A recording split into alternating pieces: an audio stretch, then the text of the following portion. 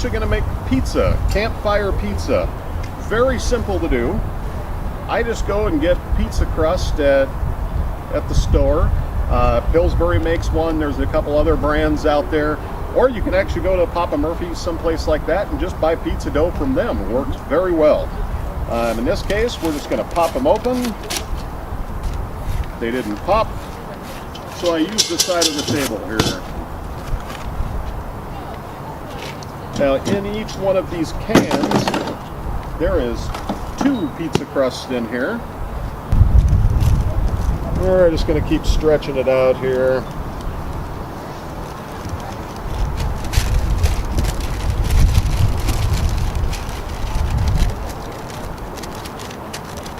This one doesn't like to be stretched, but it's going to get stretched good.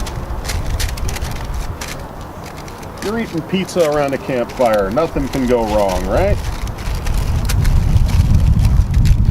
Okay.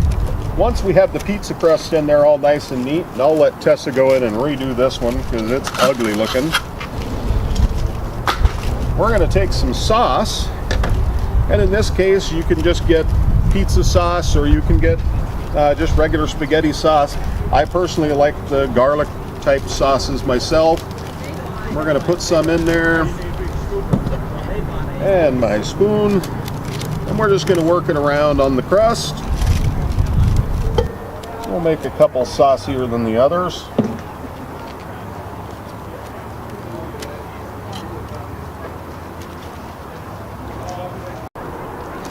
Now in this case, we're going to make a pepperoni pizza, and I'm going to put mozzarella cheese down here on the bottom. No pizza is good without mozzarella cheese. And we're just going to spread that around out there. And then I'm going to take my pepperonis. See if I can get the bag open here. And I'm going to take a bunch of those and spread them around just like they would at the pizzeria. And this is where you can kind of have some fun. The pots are nice and cold, so your kids can get involved and do this, and you don't have to worry about them getting burned or anything. And you can use whatever toppings you want. Some people like sausage and onions, some people like the pepperoni, some people like pineapple. I'm a pineapple person. We're just going to go around here, put all the pepperoni down. And now for the topping cheese, you always want to use a cheese blend. In this case, we're using cheddar jack. And we're just going to sprinkle it on top. And move it around so it's all over the thing, all over the edges there. And you're ready to go. Okay, at this point, we've done a couple more pizzas. We did one with just another pepperoni, and then we did one with pineapple, onions, and bell peppers, and then we did one with olives, bell peppers, and onions. And at this point, we're ready to just put on the topper cheese. There we go. Got to have enough cheese on there to make it nice and goopy around the campfire. Spread out that cheese there. A little bit more on there. Okay. At this point, they're all ready to cook.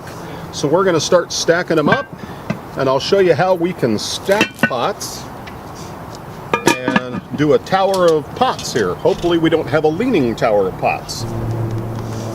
In this case, we have 2 12-inch pots and then 2 10-inch pots that'll go on top. Okay, so there we've got 10 coals on the bottom. I'm going to put 1 12-inch pot down, and then I'm going to put a bunch of coals on top of it.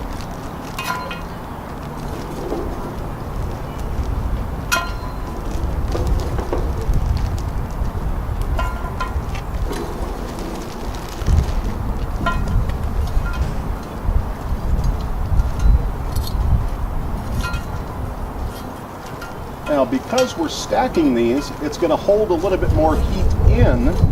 Therefore, we're not going to put as many coals on top as we normally would. we're still going to put a few in here.